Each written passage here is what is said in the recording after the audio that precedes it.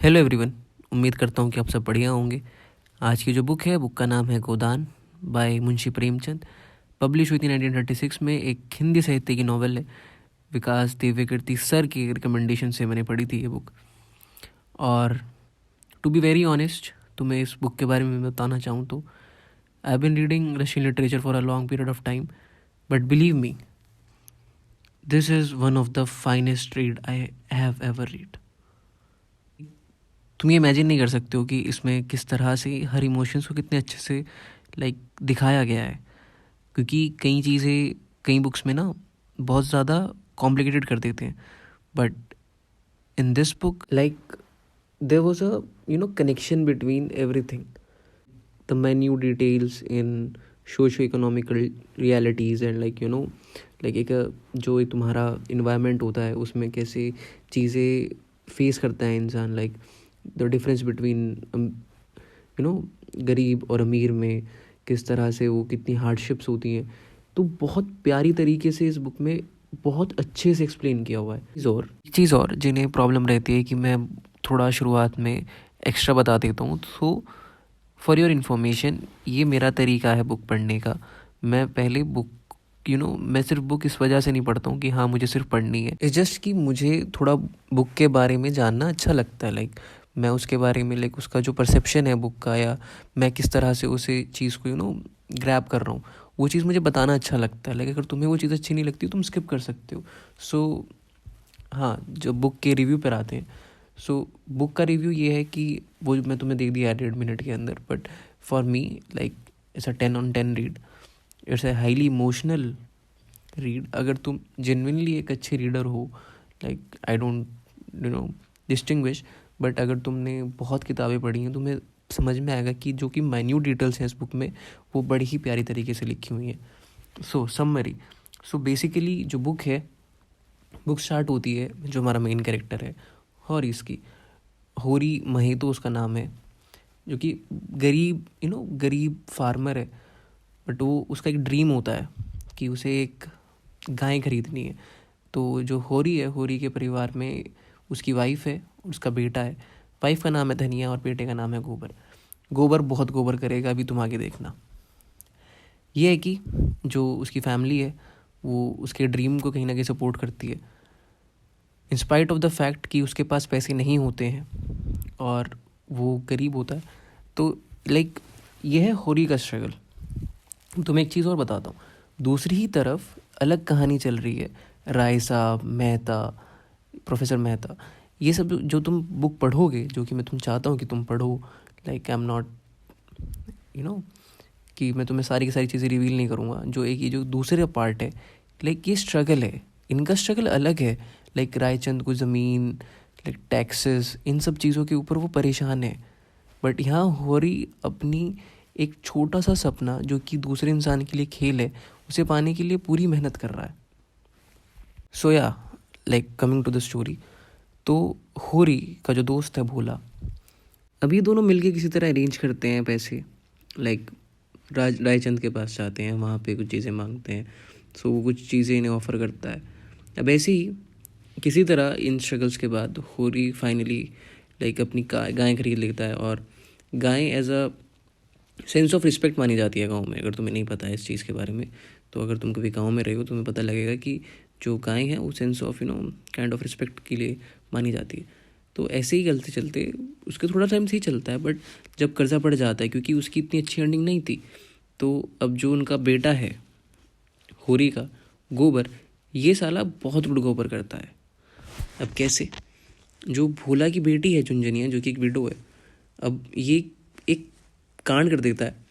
अब जो कांड है वो तुम खुद पहचानो, जो तुम जब कहानी पढ़ोगे तुम्हें तब समझ में आएगा।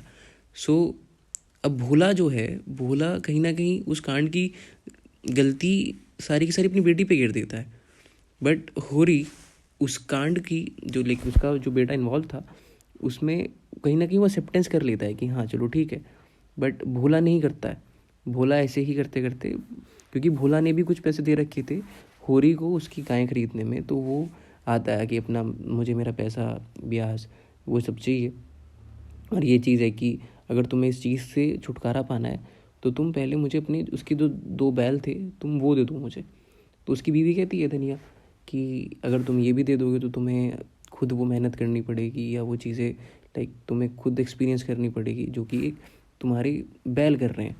पर होरी जो है, होरी मासूम है, यू नो। मुंशी प्रेमचंद जी ने इतनी अच्छे तरीके से उस कैरेक्टर को बनाया है कि उसमें भोलापन है, उसमें जो वो जो ऊपर नीचे का भेद है, ये सारी चीज़ें हैं, लाइक वो इम्प्योरिटी नहीं आई थी। तो वो कह देता है कि चलो ठीक है, पर वो कहता है कि तुम इस चीज़ से भी छुटकारा पाना चाहते हो तो जो उसकी बेटी है जुनिया, तुम उसे अपने घर से बाहर निकालो। अब ऐसे ही होरी सोचता है कि नहीं यार, ऐसा तो नहीं करना चाहिए।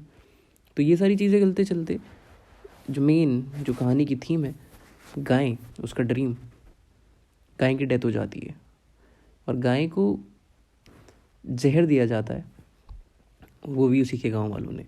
सो देख रहे हो एक और नया इमोशंस कि जेलेसी, हेट्रेड, तो वो चीज़ आ जाती है जिसकी उसकी गाय भी मर जाती है। अब उसकी उसी बीच में जो गोबर और जो जुनिया है, उन दोनों, झुनझुनिया जो भी है वो, तो उन दोनों का जो अपना एक अलग वो एक कनेक्शन चल रहा है। होरी और उसकी वाइफ का एक अलग चीज़ चल रही है कि वो स्ट्रगल फेस कर रहे हैं कि वो कैसे, क्योंकि जिस चीज़ के लिए उसने इतनी मेहनत करी थी, इतना पैसा इकट्ठा किया था, जमा किया था, उधार लिया था, अब वो नहीं रही है। लाइक तुम वो कितना ज़्यादा डेविस्टेटेड फील कर रहा होगा उस टाइम पे कि लाइक तुमने, समझो, तुम कभी किसी चीज़ के लिए इतनी चीज़ें मेहनत करी और तो एकदम से वो गायब हो जाए, तो हाउ वुड यू फील? सो या he was feeling the same. अब ये सारी चीज़ें होते होते वो मेहनत करता है। अब और गरीब आदमी है, मेहनत के सिवा क्या कर सकता है? अब उसके माँ बाप तो नहीं छोड़ के गए पैसे इतने सारे, ना बेचारा वो कमा पाया, तो गरीब के पास ये कि वो इलाज है मेहनत, तो उसे और मेहनत करता है और मेहनत करता है। बट वो बहुत ज़्यादा अच्छे तरीके से जो ब्याज थे वो नहीं दे पाता है, पर वो मेहनत करते करते इतना कर जाता है कि लोग उसे इतना ज़्यादा गलत ना कहें। तो एट द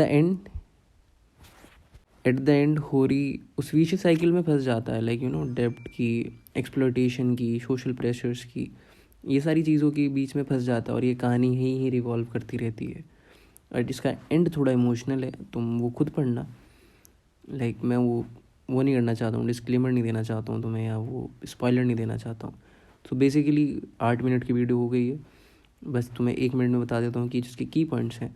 की पॉइंट्स ये है कि होरी का जो स्ट्रगल है, जो गोबरपन है, वो तुम बहुत अच्छे से समझोगे कि क्या क्या चीज़ें होती हैं। फैमिली कॉन्फ्लिक्ट्स, लाइक हालांकि उसका नाम गोविंद है पर उसे गोबर है लिख रखा है उसमें बुक्स में।